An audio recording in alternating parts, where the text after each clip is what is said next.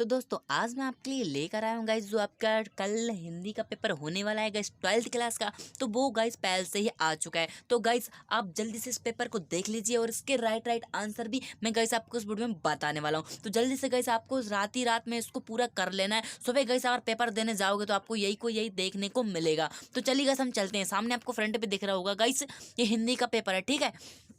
तो चलिए गाइस अब चलते हैं हम इसके नेक्स्ट क्वेश्चन की तरफ। इसका सही विकल्प देख लेते हैं। तो गाइस ये रहे इसके सही विकल्प, ठीक है। तो आपका पहला है गाइस आपका सही विकल्प चुनकर लिखिए। इसमें हो जाएगा ऊषा का जादू टूटने का क्या कारण है। तो गाइस ऊषा का जादू टूटने का कारण है गाइस आपका सूर्योदय, ठीक है। तो ऊषा का जादू टूटने का कारण क्या है गाइस आपका सूर्योदय। गाइस आपको रात में इसको पूरा फिनिश कर लेना है, ठीक है। तो गाइस अब आगे चलते हैं, नेक्स्ट क्वेश्चन देख लेते हैं। गाइस निम्न में से कौन सा एक मुहावरा सही नहीं है। तो गाइस इसमें से 3 आपके गलत हैं और 1 आपका सही है। तो आपको ये बताना है, सॉरी 3 सही हैं आपके और 1 गलत है। तो ये आपको बताना है कौन सा गलत है, ठीक है। तो एक है आपका गाइस आपका घी के दिए जलाना, दूसरा है ऊँट के मुंह में जीरा, तीसरा है आपका ठोका चना बाजे घना और चौथा है आपका अधजल गगरी झरकत जाए, ठीक है। तो आपका इसका आंसर मैं आपको राइट बता देता हूँ गाइस। इसका आंसर हो जाएगा आपका घी के दिए जलाना। तो गाइस लास्ट तक बस वीडियो पर बने रहिए, आपको पूरा का पूरा पेपर मैं आपको बताने वाला हूँ, ठीक है। संस्कृत भाषा से हिंदी में वैसे के वैसे शब्द आए शब्द क्या कहलाते हैं। तो ये शब्द कहलाते हैं तत्सम, ठीक है। तो इसमें तत्सम पे लगा देना है। अब हम आगे चलते हैं।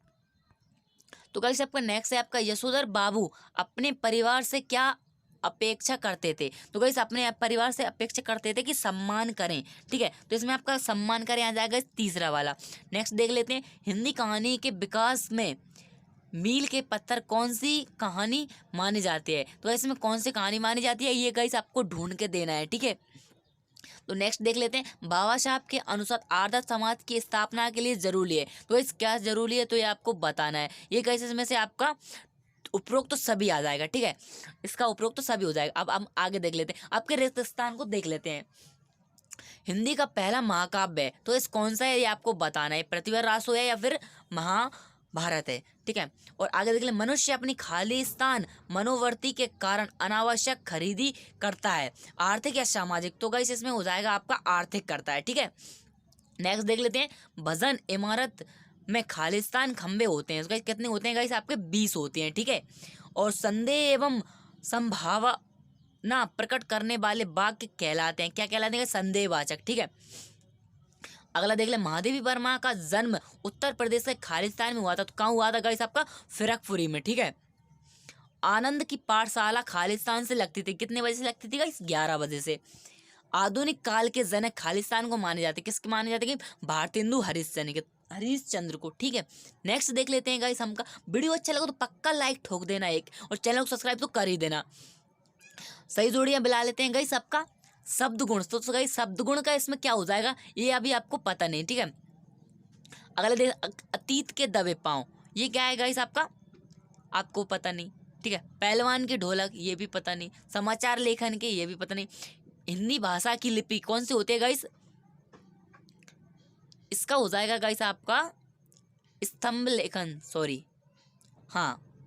और समाचार लेखन के हो जाएगा गाइस आपका 6 ककार, ठीक है। इसमें हो जाएगा गाइस आपका समाचार लेखन में हो जाएगा इस आपका 6 ककार, ठीक है। हिंदी भाषा की लिपि कौन सी हो जाएगी, स्तंभ लेखन, ठीक है। हरिवंश राय बच्चन का क्या आएगा, आत्म परिचय, ठीक है। पहलवान की ढोलक में फणेश्वर नाथ नायडू, और शब्द गुण में हो जाएगा गाइस आपका माधुर्य ओज और प्रसाद गुण, ठीक है। ये आपके मैंने गाइस सही जोड़ी बता दिए। अगर आपको समझ में नहीं आए तो वीडियो को पक्का रिपीट कर लीजिए, ठीक है। अब नेक्स्ट देख लेते हैं गाइस क्वेश्चन नंबर 4। तो गाइस क्वेश्चन नंबर 4 में दिया आधुनिक युग की मीरा किसे कहा जाता है। तो इसका आंसर हो जाएगा गाइस आपका महादेवी वर्मा, ठीक है। और भारत की पहली मूक फिल्म कौन सी है, तो इसमें हो जाएगा राजा हरिश्चंद्र, ठीक है।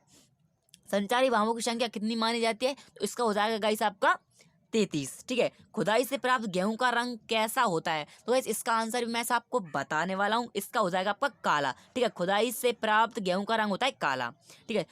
22 से 26 वर्ण वाले छंद को क्या कहते हैं, इसमें का कर्तिग्रा कहते हैं, सॉरी शायद वो कर्तिग ऐसा कुछ छंद है, तो वो मैं आपको बता दूंगा, ठीक है। मालवी बोली किन राज्यों में बोली जाती है, गाइस मालवी आपका हो जाएगा सागर और एक हो जाएगा जबलपुर शायद, हाँ इस सागर और जबलपुर दो में बोली जाती है, ठीक है। और पीताम्बर में कौन सा समास है गाइस, ये आपको बताना है कौन सा समाज है। इजी सा क्वेश्चन है, अब जल्दी से कमेंट में बता दीजिए। और गाइस नेक्स्ट देख लेते हैं गाइस हम सत्य सत्य, ठीक है। मालवी और निमाड़ी क्षेत्रीय भाषाएं हैं, ये क्षेत्रीय भाषाएं हैं क्या, सत्य है गाइस ये आपका बिल्कुल, ठीक है। ऊषा कविता के लेकर सूर्यकांत त्रिपाठी है, तो गाइस ये नहीं है, ऊषा लेकर के सूर्यकांत त्रिपाठी जी नहीं है, ये आपका असत्य हो जाएगा, ठीक है। रस 9 प्रकार के होते हैं, तो गाइस ये भी असत्य है, रस अब 10 प्रकार के होते हैं, पहले 9 प्रकार के होते थे।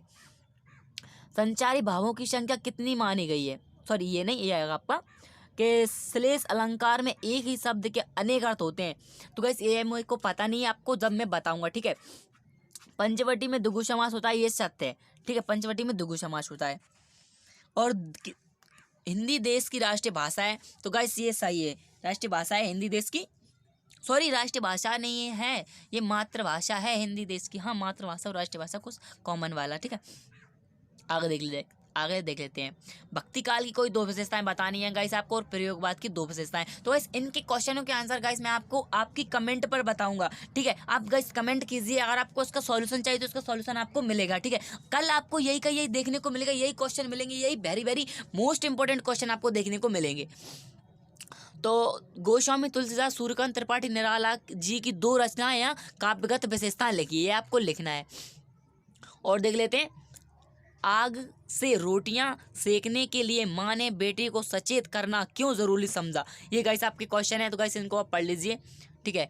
और है गाइस आपको छंद की परिभाषा लिखना है आपको, और छायावाद की 2 विशेषताएं इसमें आपको बता देता हूँ गाइस, श्रृंगार की नहीं, छायावाद की, हाँ श्रृंगार की प्रधानता, और एक और हो जाएगा गाइस आपका प्रकृति का मानवीकरण, ये आपका छायावाद की 2 विशेषताएं हो जाएंगी। वीर रस की परिभाषा भी गाइस आप लिख लीजिए, ठीक है। खूब लड़ी मर्दानी वो तो झांसी वाली रानी थी, ये आपका इसका उदाहरण हो जाएगा। और इसका आपको वीर रस की परिभाषा, इसका हृदय के हृदय में स्थित उत्साह नामक स्थायी भाव विवाह अनुभाव एवं संचारी भाव के संयोग से जिस रस की निष्पत्ति होती है उसे वीर रस कहते हैं, ठीक है।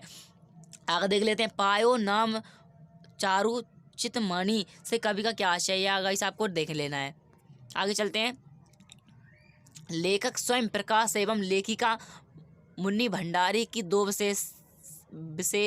भाषागत विशेषताएं लिखी है, ठीक है, तो ये आपको लिख लेनी है। और भी देख लेते हैं गाइस आपका, द्विवेदी जी के विद्यार्थी जीवन में किन किन कठिनाइयों का सामना करना पड़ा, और पीताम्बरधारी श्री कृष्ण के सौंदर्य का वर्णन कीजिए।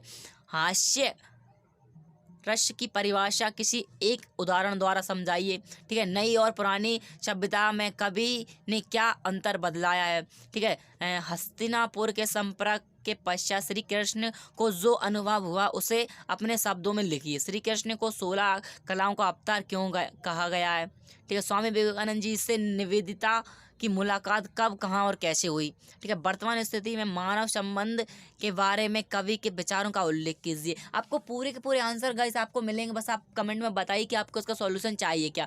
मुहावरों एवं लोकोक्तियों में 3 अंतर गाइस, गजब very very most important question नहीं गाइस, ये आपका आने वाला क्वेश्चन है, तो इसको तो आपको कर लेना है, ठीक है। खंडकाव्य और महाकाव्य में 3 अंतर, ये आपको कर ही लेने हैं। अपठित बोध को देख लीजिए गाइस, अपठित बोध मतलब जो आपने पढ़ा नहीं है, तो गाइस आपका बिल्कुल ही अलग ही आना है, क्योंकि मैं बता दूं आपको, क्योंकि अपठित बोध का मतलब ये जो हमने पढ़ा ना हो, ठीक है। इसके आपको यहाँ पर लगा लेने हैं सही मतलब क्वेश्चनों के आंसर।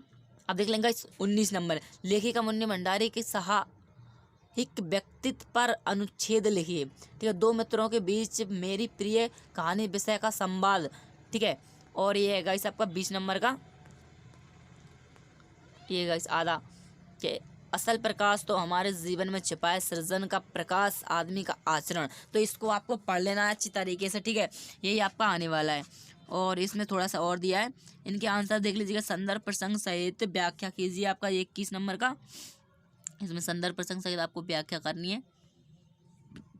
और गाइस आपका जो पत्र है वो आएगा आपका स्थानांतरण आवेदन वाला, और अपनी शैक्षिक प्रगति में अवगत कराने हेतु पिताजी को पत्र लिखिए।